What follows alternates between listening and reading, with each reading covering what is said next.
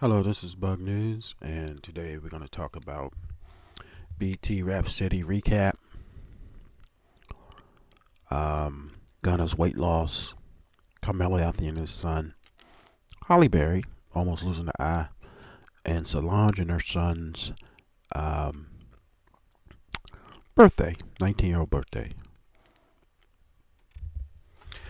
Yes, so Daniel J. Smith Jr. recently had a 19th birthday party, and his grandmother was on Instagram talking about it and showing the footage and things like that. Um, so if you don't remember, Daniel Juice Smith Jr. is the son of Solange and Daniel Smith. Now, Daniel Smith was married to Solange a long time ago. Um, when she had gotten pregnant, some people say it was a gunshot wedding. Um, to some extent, and not really realizing uh, the if it was true or not. Maybe they was just young and lunch. But as Solange got pregnant. I guess in her 18, 19, and then later on that they divorced.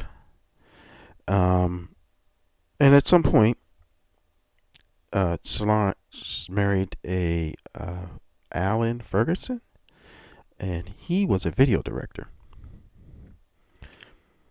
The couple tied the knot in November 2014. Their wedding was known for its unique and artistic approach, featuring Solange in a stunning white jumpsuit, if you remember that.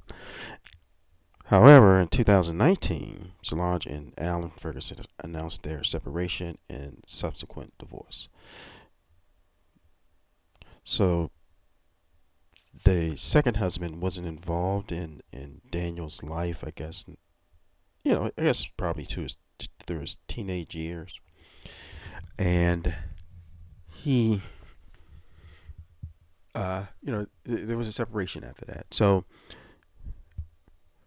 Miss Knowles, his grandmother, she was at the party. People could say they could hear Beyonce's voice, and so if Beyonce was there, her children probably were there. We're not sure if Jay-Z was there or not. And I they heard Kelly Rowland's voice in the video, and they heard, of course, Solange's voice. The video looks like it's just his friends, or I couldn't actually see others, but it looked like they were filming, taking pictures. It's a pretty big room, and it doesn't look like they were at home. Maybe they was at a mutual location or something in Houston. We're not sure. Now, this guy has not been in the press a lot. Well, I mean, this guy, Solange's son. So he's 19, maybe in college right now. But let's listen to the birthday song from, hopefully, because singing happy birthday, that's copyrighted, but we're going to play it anyway. So we hope we don't get in trouble. But here we go.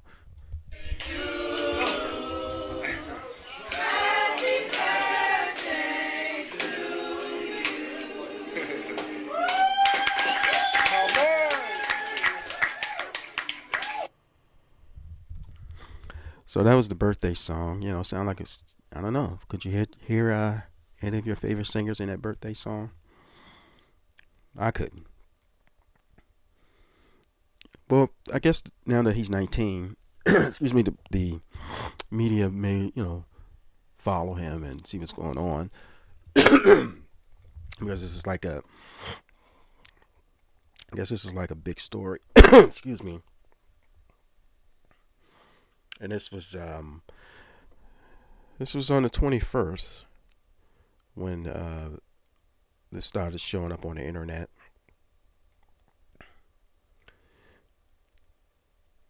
That Tina knows herself is like 70, so she's getting to see her full life with her family in the different stages of their lives. I guess that's a blessing. Many people don't get to see that to some degree, or to any extent. The I haven't checked Beyonce's page or um or Solange's page to see if they posted anything. Uh, but I'm pretty sure at some point they may, and and we'll see how this plays out. But it appears that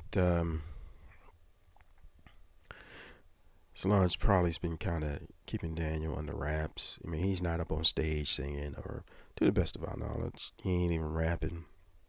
He might play a sport because his dad played a sport, and um, in that aspect. But he favors his mom, from what I'm seeing in some of these pictures, and probably just a normal kid living in America, with a trust fund. And I'm pretty sure he has a trust fund. She doesn't say, what he's wanted for his birthday or anything like that. She just, gave a few words wishing him happy birthday, and just posted the clip of the party. That's about it. In that aspect. But I guess he's a child and it's a family type of thing. So I guess you really wouldn't have a lot of celebrities at the event. You probably would just have your close friends and family. And Kelly Rowland is pretty much a close friend for years and years. And then the family members of Noel's family with the other grandkids, like Beyonce's kids, they would be there in that aspect. And for example, well, we know Blue Ivy, Ruma, and Sari, which are twins, from my understanding, were there. And I think this is Solange's only child at this point in her life, unless someone else shoots the club up, which probably won't happen. So maybe Daniel end up being a doctor, or something, or some CEO. But he will probably end up in the music business. It's just too much of a footprint right now. You go with the flow. Somehow he may end up in the music business. Maybe it's A&R, and nobody knows who he is in that aspect.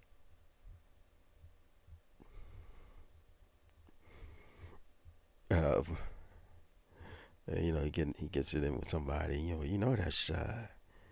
That's Jay-Z nephew. I don't care who it is. I don't care if it's Jay-Z nephew. You better not come in this office again acting like that. That's about that. If he goes down that road, in the music business, or if he's traveling around, only a few people know who he is. Like the Smiths, they know who he is. Everybody wonder why he gets to walk through the gate all the time. Oh, that's Solange's son. Solange, Beyonce's sister.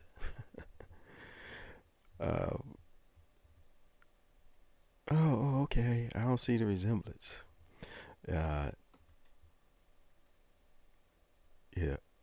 In that aspect. But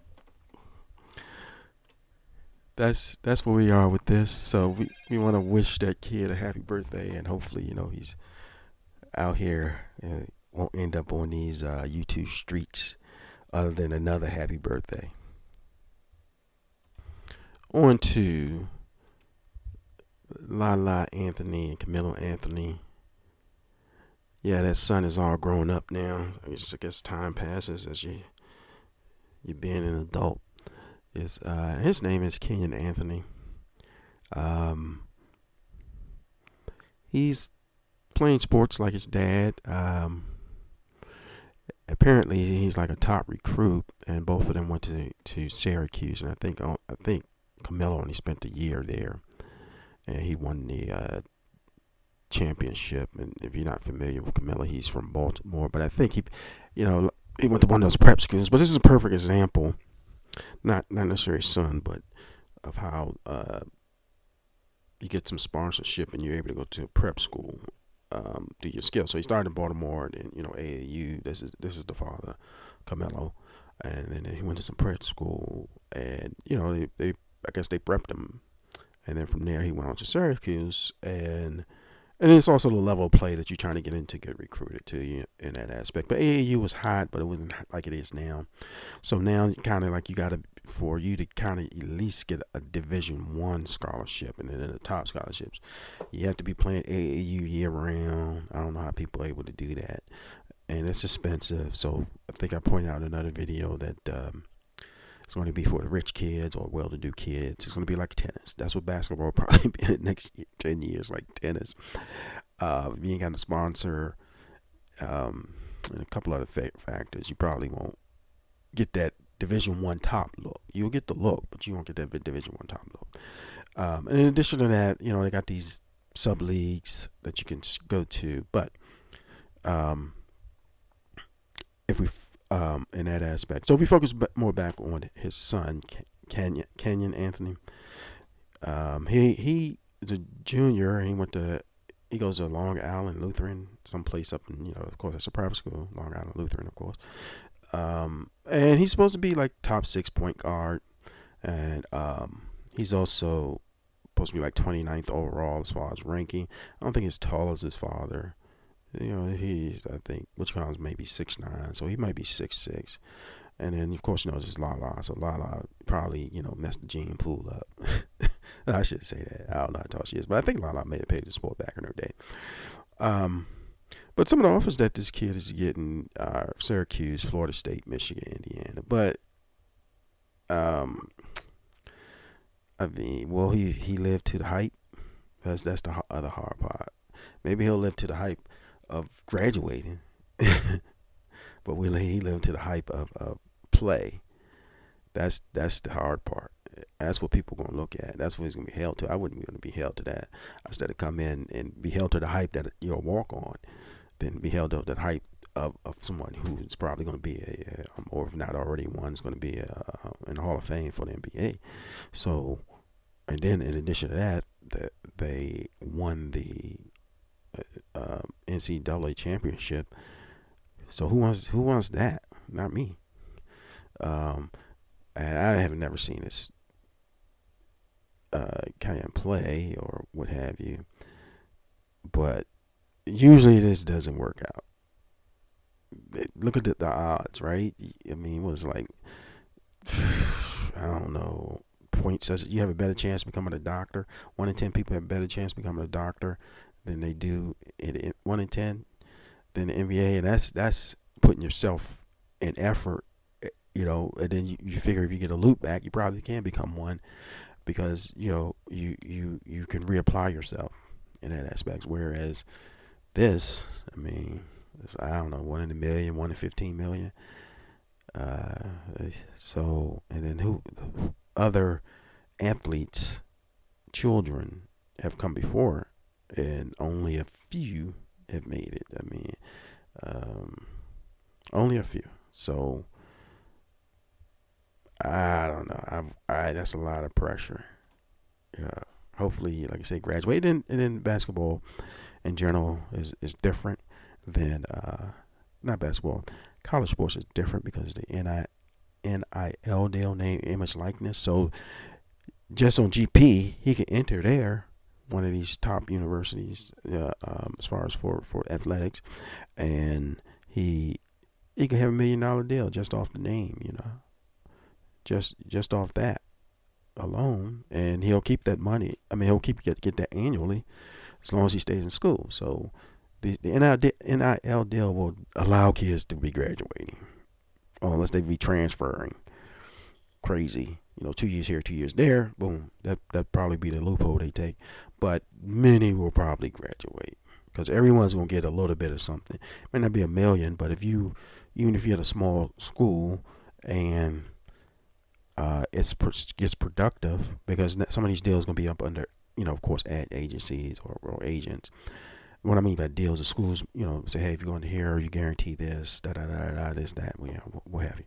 So, once it gets real certificate, so you go to some little Division 2, Division 3, and you leave in 4 years with 50 grand in your pocket. I mean, what can you say?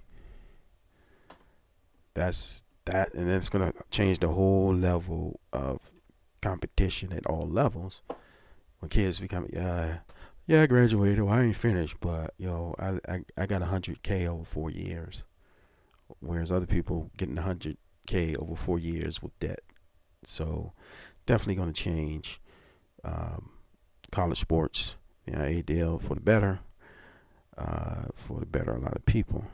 As far as Kayon is concerned, I mean, he's coming from a wealthy family, so he may not be so worried about that, but it may be to his advantage because he doesn't have to worry about certain things and this and that. He can just focus on sport and school, unless the women get him caught up.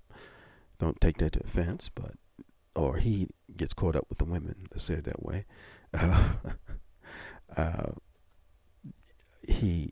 unless that happens, and I don't recall Carmelo Anthony ever having any scandal until he got married. So we'll see. Yeah, we'll see how this. He only spent 1 year in college, but he spent many years in the pros. Like I said, only scandals we heard. I think one time in the Olympics, allegedly he and AI was running around and not doing what they were supposed to do. So that's alleged, but we didn't hear any scandals, if you know what I mean, with Melo. So therefore, that probably will transition down to his children. And uh, Melo is not one to like to have his picture taken. Let's just say that, allegedly. uh, so uh, you have that. So we'll see how this plays out for the youngster. Like I said, it's a lot of pressure on this guy to be at least his dad's level. But if he gets the thing and he's able to take a team to the NCAA, of course that's gonna be Cinderella, and of course that's gonna make his NIA deal very, very lucrative, because it is what it is. And then I don't even know if they get percentage of their jersey sales. So even that alone could like for collectors and stuff, could be beneficial. Yeah, that's the only side that I see it as. But I wouldn't want to be him. I wouldn't want to have to come in and then you have guys shooting for you, which you're probably used to by now. Oh, he ain't all that. Yeah, he a little slow at this. He can't do that. And this, he embarrassing his dad out here on this court. In my Gilbert Arenas voice. um, well, we wish them and the family luck.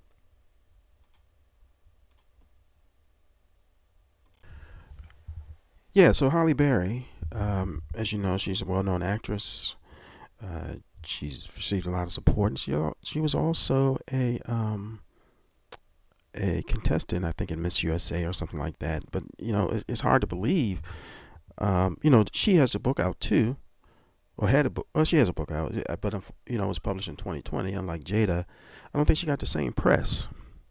But in her book, she talks about different things. For example, I mean, a lot of people didn't know that she was living in a homeless shelter in New York City in 1999, and then, it wasn't until 1991 when she got in Jungle Fever. I think she was also in another Spike Lee movie, but she was playing a crackhead. So I guess she was doing bit roles.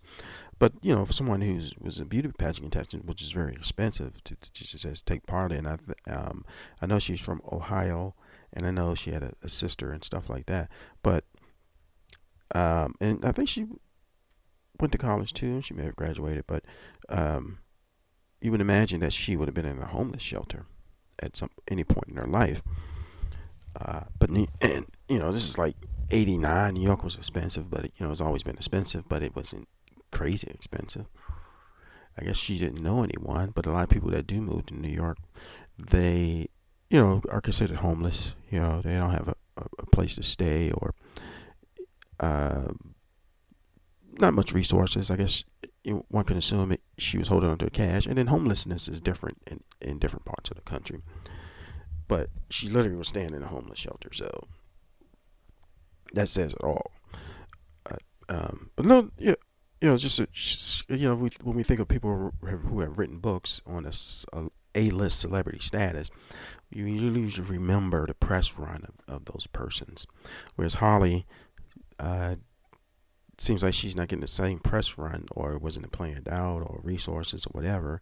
The Jada path that she took, was Jada's doing a book tour, and you buy the ticket and you get a copy of the book. I don't know if it's signed or if she's doing autographs. I guess it depends, how many paparazzis out front and how long she's gonna stay. But she's not doing the same type of press run. Um, Now, Berry has had a lot of trauma. Well, let's not say trauma, but she has a lot of, it was a lot of drama, not trauma. With the marriages and relationships over the years. And a lot of people may not be aware that, when she was filming one movie, she almost lost her eye. I think it was that James Bond movie. And she was doing her own stunts for whatever reason. Now, she's not that big of a woman, so why would she be doing her own stunts? She, something about a plane almost hit her in the eye. And, this caused a little trauma for her. Well, people probably wonder why she was doing her own stunts, and although many may think she's had a successful career, it's only a few movies that she was in that really gave her that money, and of course, a lot of that money allegedly went to people she had children by, and maybe some spouses. I think when she was married to the baseball player, she probably didn't have to give him no money, because he had way more money than most of us would ever have, and that was in the '90s or '80s. So that's interesting. But it's just amazing that she overcome all these obstacles and was able to continue on. I wonder what the deal was with the plane and that. And if I didn't say the book title is Nobody Does It Better, the complete uncensored, unauthorized oral history. Well, actually, I'll take that back. This appeared in a book, another book, as far as her almost losing her eye, if I'm following this correctly. But based on this article, she almost lost her eye. So Pierce and I had to run along. Here's what they're saying. Pierce and I had to run alongside a moving plane before hailing ourselves up into the wheel bay.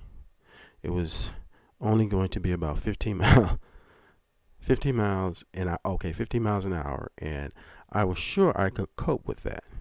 Okay, so Pierce, I know he's a lot taller than Holly, and you got to run, and 15 miles an hour. That's kind of fast, ain't it? That's damn near sprinter speed. I mean, world class speed, I would think. But you don't realize how fast like I said, but you don't realize how fast that is when you're trying to catch a moving plane by fourth or fifth take. I was exhausted. Now, as you can see, Holly's, she looks like she's in shape, but she might not be in cardio shape to be running at a sprinter's pace. Pierce did it effortlessly. Yeah, he's taller, his legs are longer. And you're on the sand probably or something. But even though my legs were running, I was going nowhere. Yeah, you weren't in shape, Holly. You weren't that strong in that area. You should have left that to the pros. And that's how she almost lost that eye. Which is very, very interesting. I want to know how she ended up homeless, moving to New York after competing in beauty pageants. That's what I want to know. Um, Maybe she, was told to come out there, and they had, little film opportunities and modeling gigs and um, what have you, and maybe somebody knew, say, hey, well, you stay at the homeless shelter, save your money, wait till you get a couple of gigs, and then you move.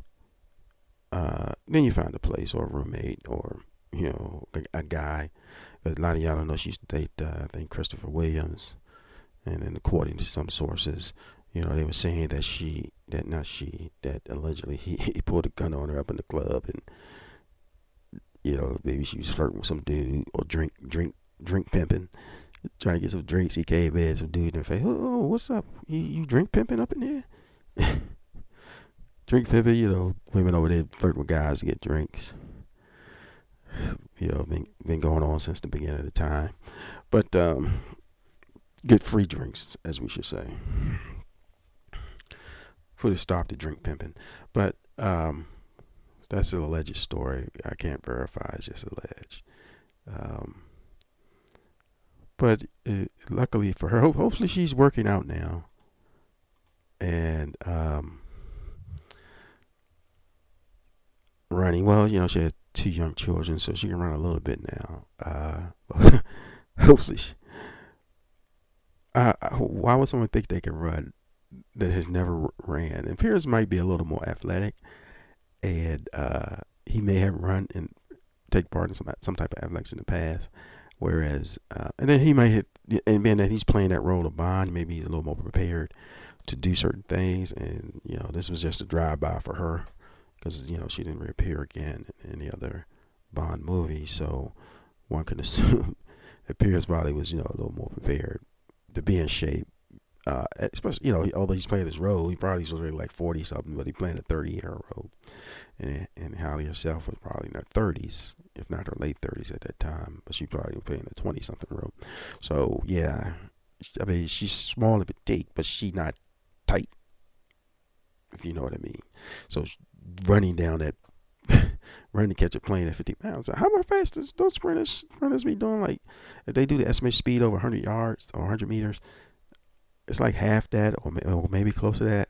I just can't see her trying. They should say 5 miles. 15 miles an hour. That's. I ride e-bikes, and 15 miles an hour is a nice little clip. But we'll see. Okay, on to Gunna. If you're not familiar with Gunna, he's a Atlanta-based rapper. Remember, he got in trouble a while ago, some serious trouble. His real name is Sergio Giovanni Kitchens. Now I don't know if he has some I don't know, Latino heritage, or somebody named him after some genes. But he goes by the name Gunna, stage name. He first got on, through some mixtapes, but I think at the time he was assigned to Young Thug's YSL label. Young Thug is currently in jail for racketeering, and those were the charges that Gunna was facing too. And then somehow he joined with 300 Entertainment, and so this is it's probably like a 360 deal and some more stuff. He's from College Park, and I think he has a song out now that's number 24 called "F You Mean." But anyway, around 2002, when he was in jail, he and Young Thug still in jail. Gunna did play guilty to some racketeering charges, so then this was a state level, and he was charged, the probation. I think they suspended some time, probably because it's the first time he got in trouble, or he was running out of money. Somebody told him, whatever, who else paying, whatever. It's all alleged, but he pled guilty. He's out touring probably. So whatever those racketeering charges was, if they had him on tape or he, carried the bag one time, he got caught up. But the internet is saying Gunna out here trying to lose some weight, trying to live his best life. Says he's almost unrecognizable. Um, so I guess I don't know. Maybe he got a movie deal or something, and it didn't. I guess it didn't. Well, I guess he didn't snitch, so it didn't kill his career. He just um, excuse me. He just well, and we don't know how it's gonna play out actually. He just pled guilty, but I guess if they calls him to trial and they say, hey, were you such and such XYZ? Or he doesn't have to go to trial. He pled guilty to these people were associated with this. Stack, stack, stack, stack, stack. So I don't know what to call that. I don't know if that was snitching or they're just gonna pull the what he was pled guilty to. Who was there? He was there. The other guy was there. If you know who the other guy I'm talking about, and that leads us to believe this. But maybe when Gunna was in jail, he said, I need to lose a few.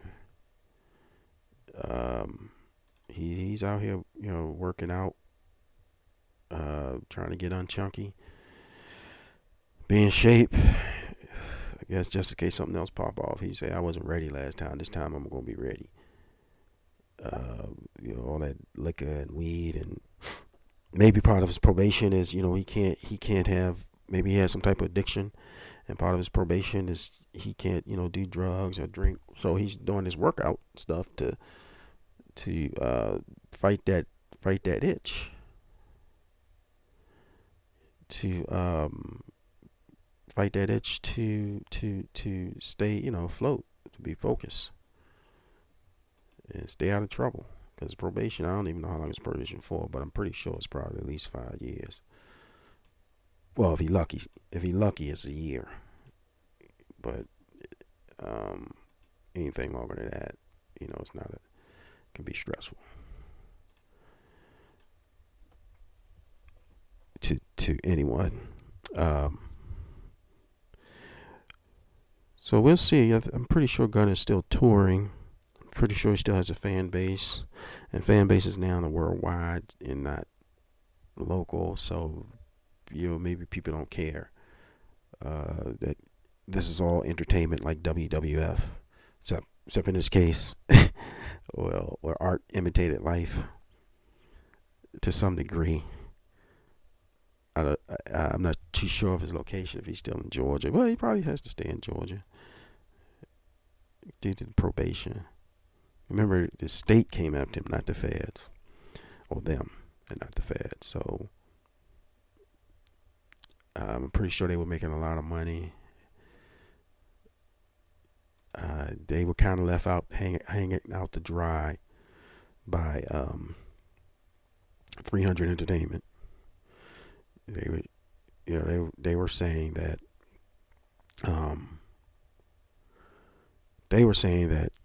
Gunna, I mean not Gunna, that he was trying to go the political route, inviting these people, through their political connection, Carol Lyles and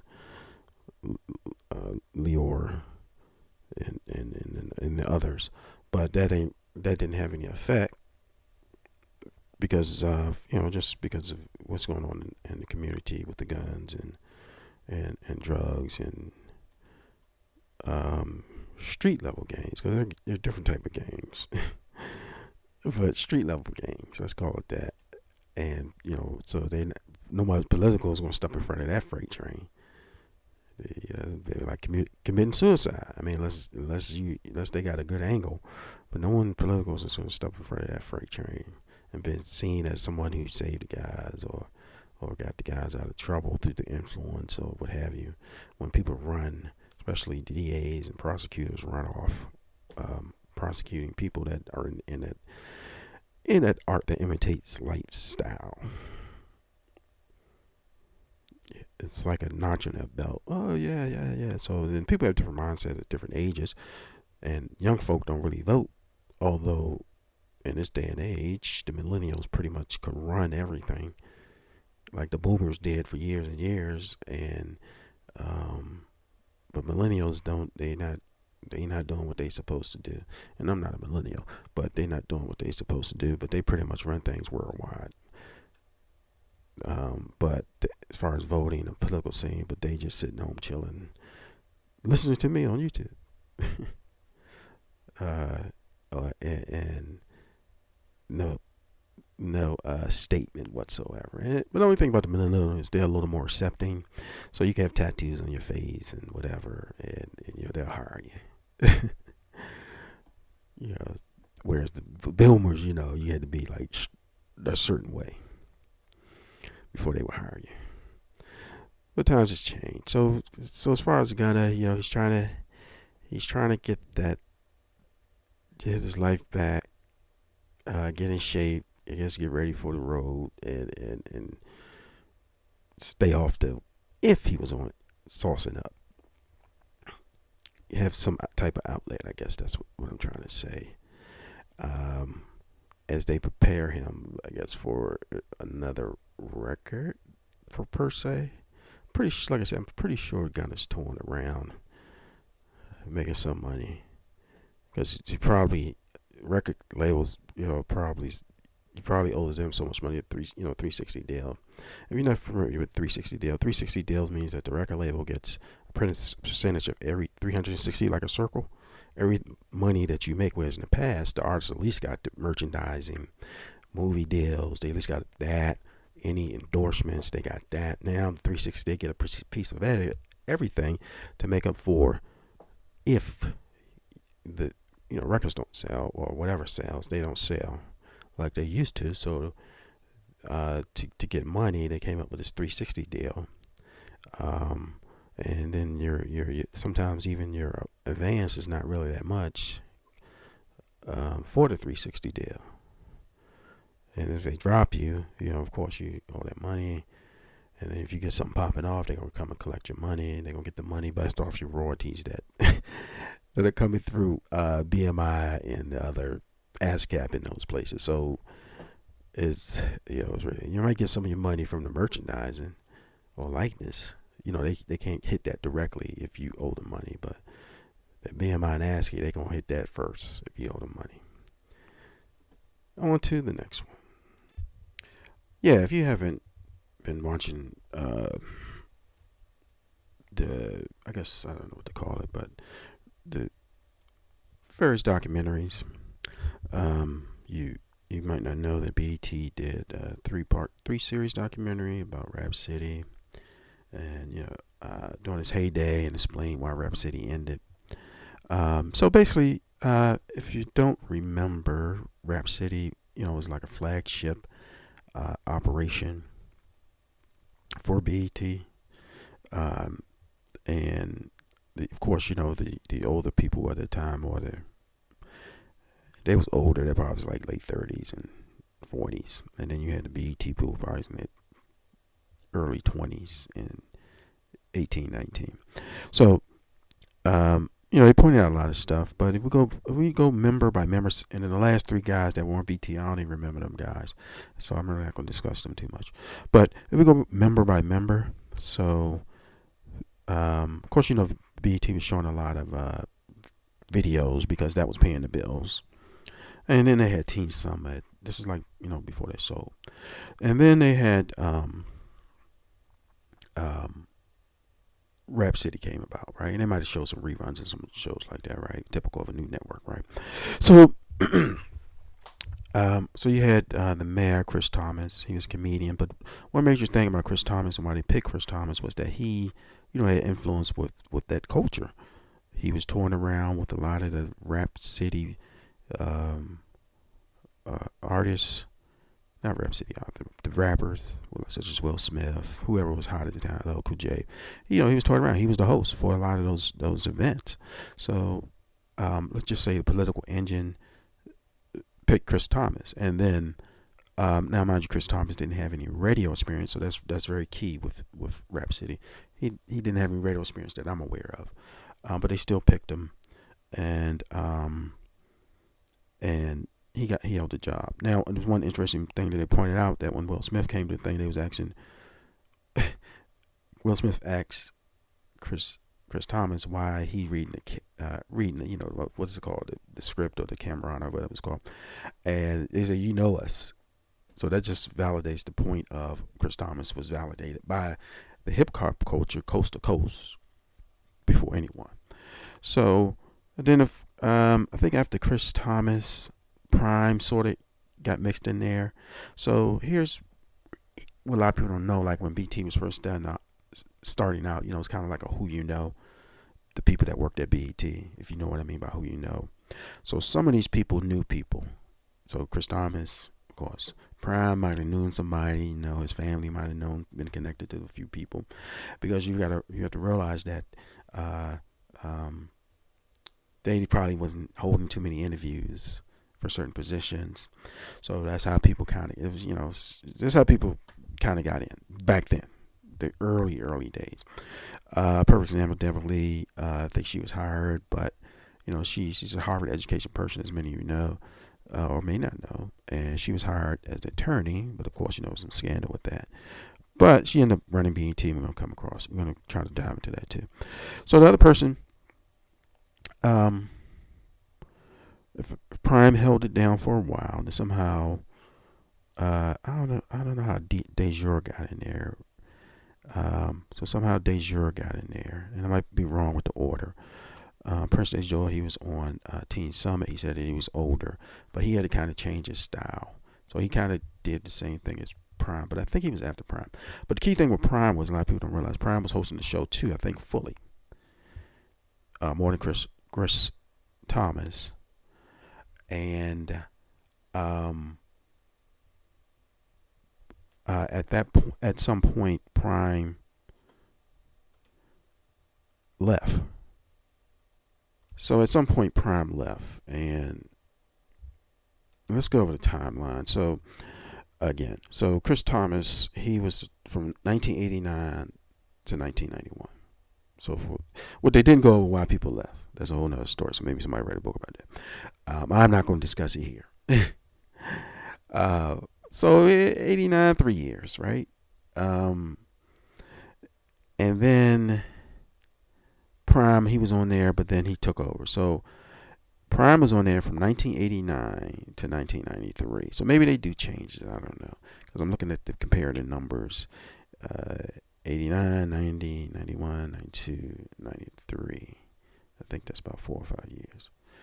Prince Dejour, about 4 or 5 years, right? So Prime left, but he took a deal with the local station because they was giving him more money probably than BET. But that might have been the right move for Prime, whose real name is Hans. But that may not have been the right move. And then some, like I said, it was like a who you know. Some of these people was getting in trouble behind the scenes, we even go down the road. But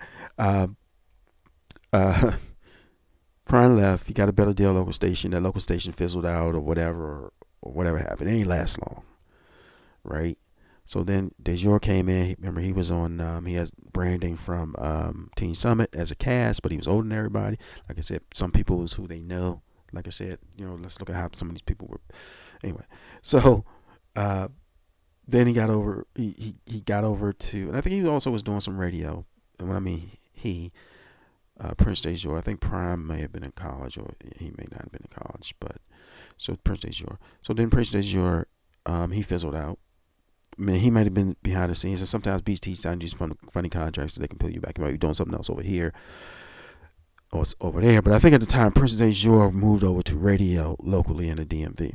Now, this is pre when they got bought out, right? So then Joe Clair, he was in radio too, and started out in radio, comedy, and things like that, and he was on BT.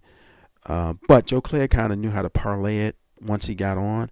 I mean, he used the platform to advance his comedy career because he had a better brand. So when he's moving around the country and things like that, and he also was on radio. So you follow me. And then I think at some point he moved out, LA. He was doing some acting on the side and stuff like that. So he kind of was the one that kind of knew how to parlay and things like that. Then So now we got Big Les. So Big Les, a lot of people don't know. Her real name is Leslie Serger. She had already been in the industry as a dancer. So this is how she came in. So this was her value. So because she was a dancer, she danced with a lot of rappers, and I guess they wanted to put a woman face out there. And in addition to this, then you had Solange J. Tucker putting pressure on people. So to counteract it, like I said, it's all politics, and so it's a little shell game. No, no, no. Hip hop is, we like women. Look, we got Big Les right here. She's the only one on national TV representing hip hop as a woman, as a woman as a host. All right, it's just speculation. I'm not saying that this occurred or this was a major factor as to why they chose Big Les. I'm just saying. Um, so then you had Big Tigger, right? So Big Tigger, he was also in radio. And we're gonna do individual videos on all these people, but Big Tigger was in radio, right? He was University of Maryland. He only he from New York. Okay, like a lot of people don't know that University of Maryland got like a lot of people from Jersey and a lot of people from New York that go to that school. So he came down, and to his credit, if he got in University of Maryland, to his credit, that was a big thing. I mean, especially out of state, a black guy. And however he got in, I mean, I know from New York. I think he came from Humboldt again. It's however he got in, he got in. And this is old University of Maryland days too. Let me just say that. And he only spent 1 year at University of Maryland. Let me point that out. But he got in his career. I mean, if you look at he worked the system, got radio, then he got a BET. He did a similar thing that Joe Clair did. Yeah, can you hire me? Can you hire me? Can you hire me? But remember, he was in radio, so he had a little more access to the BET Hall. So eventually, he hired Big Tigger. But remember, Joe Clair and Big Les worked together, and I think Joe Clair's, they worked together, and that's when they hired Big Tigger.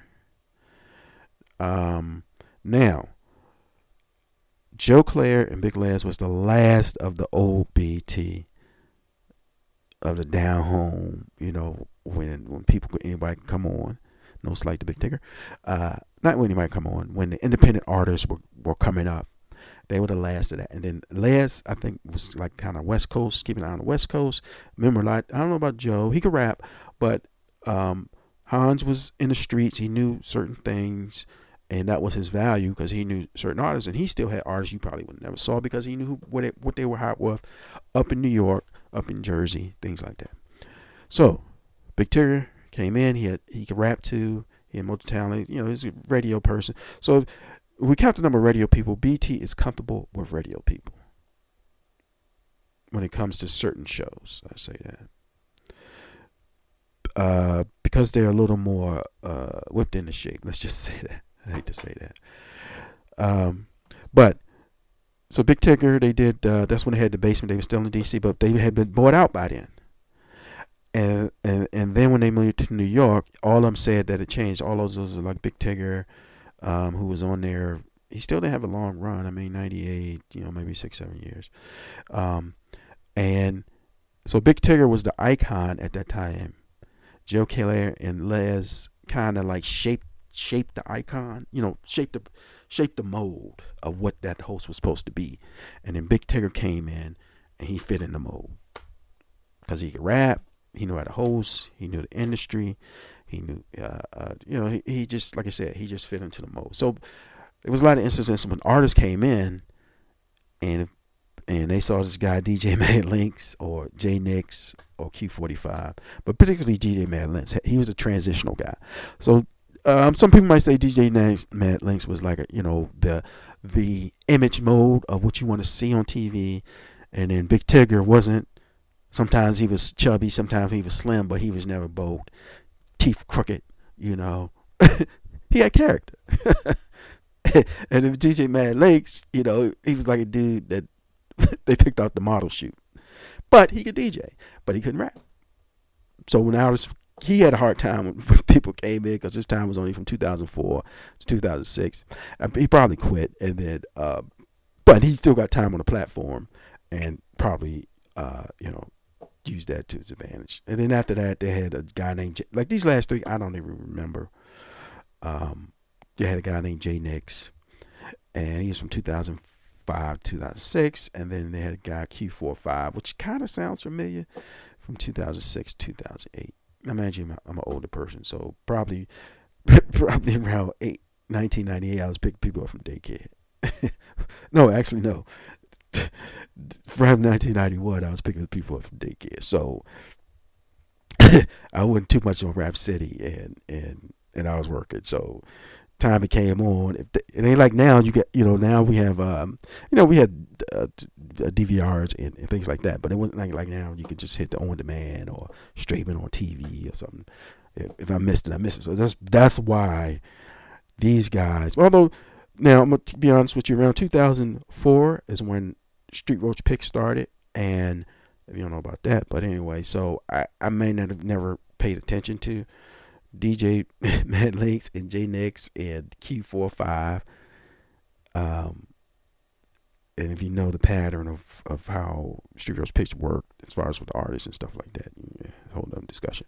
But you would think I would have known them, But prior to that, I was familiar with Big Laz and Joe Claire and them, and I don't think I really had cable while I was there. I was probably cable surfing for other people cable, but I knew they were here. He like Thanksgiving. Oh damn, okay, cool, or Christmas or whatever. But remember, so that was corporate. So after that they moved up to New York, and it was it was a big deal. It was corporate, and then some lady behind the scenes was running it. But clearly, if you hear this lady, I forgot her name. Clearly, they was trying to image a marketing thing, but the artists that grew up off of it between, let's say, when they was OVT right up there off of, I want to say New York Avenue, but it's not really New York Avenue because there's a train track there and it's a fence. But Rhode Island Avenue coming up the back in the warehouse space. Let's just call it like that. When they were there, actually no, I know the street. I just can't think of it. Think of the crossover street. I know the street, but anyway, when they were there, that's when those artists who were coming, they grew up off that, and they was coming through, and here you have DJ Mad Links. Oh, you can't rap? you taking my life fantasy away. I was gonna rap with Big Tigger. I felt I made it. I made it to Rap City, and I made it to Big Tigger. But that never happened for a lot of people. So unfortunately, DJ Mad Links caught the heat. And of course, this is probably like a brother, sisterhood, or family, because not too many people held this position. Not too many people got the intimate meeting with some of these artists when they were coming up, which is different than when they make it. And by the time it was the last three, it was corporate. We don't do no independent. Like I found about the Coop on there. We don't do no independent artists no more. Good luck, son. Okay, fine. We'll go to the internet. And of course, that's where we are today.